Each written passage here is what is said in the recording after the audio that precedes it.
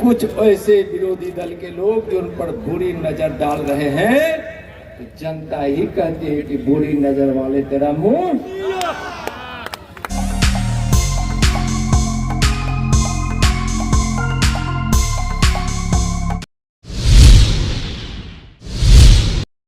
मुजफ्फरपुर में गुरुवार को चांदनी चौक स्थित महेश भगत बनवारी लाल महाविद्यालय के मैदान में जिला भाजपा की ओर से आयोजित संविधान गौरव दिवस समारोह में पहुंचे केंद्रीय गृह राज्य मंत्री नित्यानंद राय का भाजपा नेताओं और कार्यकर्ताओं ने भव्य स्वागत किया। इस दौरान मंच से केंद्रीय गृह राज्य मंत्री नित्यानंद राय ने आह्वान किया कि देश का चुनाव एनडीए ने जीता है, 2025 में एनडीए ही बिहार भी जीतेगा। उन्होंने कहा, बहुत अरसे से देश के गरीब, दलित और वंचित समुदाय को इंतजार था कि कोई उनका भी मसीहा आएगा और उनके लिए कल्याणकारी कार्य करेगा। आज जब देश के प्रधानमंत्री नरेंद्र मोदी वंचित, गरीब और दलित समुदाय के विकास के लिए कार्य कर रहे हैं, तो उन पर बहुत लोग बुरी नजर डालने का काम कर रहे हैं, लेकिन यह समाज उन्हें कह रहा है, बुरी नजर वाले तेरा मुंह काला। बहुत दिनों से इस देश के गरीब, वंचित, दलित एक सपना देख रहे थे कि हमारा भी कोई मसीहा आएगा और हमारे घर में भी खुशियां आएंगी। उस खुशियों को लाने वाले हमारे प्रधानमंत्री आदरणीय नरेंद्र मोदी पर बुरी नजर डालने के लिए वैसे लोग जो अनुसूचित जाति का, दलितों का, वंचितों का, गरीबों का, सभी का जो कल्याण चाहने वाला है, कुछ ऐसे विरोधी दल के लोग जो उन पर बुरी नजर डाल रहे हैं, तो जनता ही कहती है कि बुरी नजर वाले तेरा मुंह।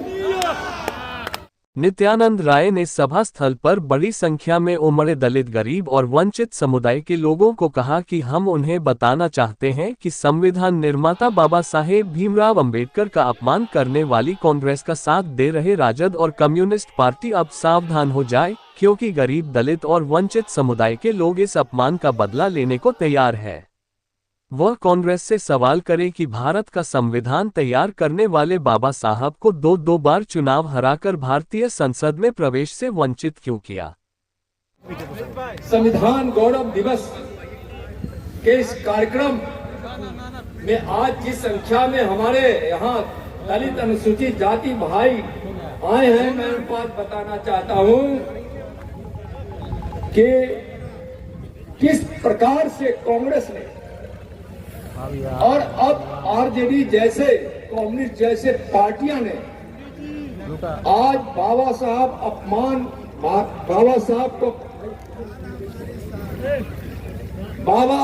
अम्बेडकर को अपमान करने वाले कांग्रेस पार्टी को साथ देने वाले लालू जी की पार्टियां, कम्युनिस्ट पार्टियां जो भी हो, सावधान हो जाओ। दलितों की वोट से, दलितों की चोट से आपका सत्यानाश होने वाला है। बाबा साहब अम्बेडकर के अपमान का बदला इस देश का गरीब, वंचित और दलित लेगा।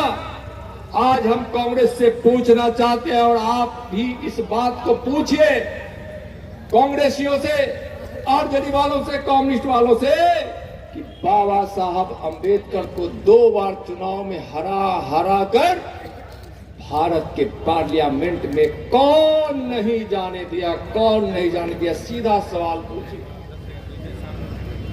जिसने इस देश के संविधान की रचना की, ड्राफ्टिंग कमेटी के अध्यक्ष थे भारत रत्न भीमराव अंबेडकर जी। कांग्रेस ने प्रत्याशी भी खड़ा किया और जवाहरलाल की बुरी नीयत ने उनको हराया भी। बाबा साहब अम्बेडकर के चुनाव प्रचार में खुद प्रधानमंत्री रहते हुए उस समय जवाहरलाल जी, काका कालेकर,